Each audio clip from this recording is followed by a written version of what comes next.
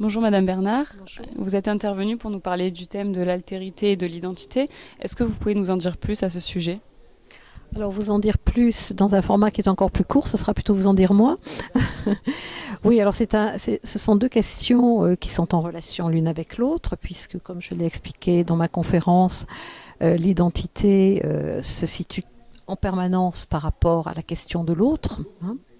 Et beaucoup de disciplines ont étudié ces questions. Donc j'ai montré qu'il y avait des apports pluri- et interdisciplinaires autour de ces deux questions.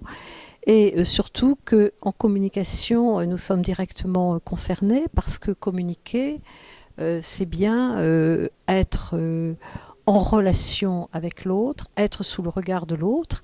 Et en même temps, assez souvent, la communication consiste également à argumenter, à informer, à sensibiliser, c'est-à-dire à essayer d'exercer une action, dans un certain nombre de cas, positive et éthique sur l'autre, et dans d'autres cas, moins éthique et moins positive. Donc la question de identité-altérité est au cœur des processus de communication.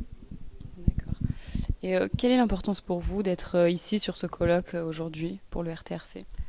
Alors c'est d'abord une question d'amitié, de fidélité, puisque c'est un réseau qui existe depuis des années, que je soutiens. J'étais présente au dernier colloque et à nouveau cette année, je l'espère, avoir la chance de participer au prochain.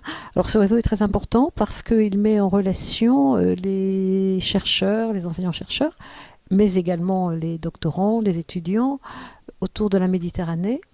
Et nous avons en commun beaucoup de choses, beaucoup d'enjeux, beaucoup de thèmes à traiter, qui sont à la fois des thèmes de communication et au-delà des enjeux de société cruciaux, par exemple le thème de l'environnement dont je vous ai parlé aujourd'hui. Je vous remercie Madame pour votre intervention.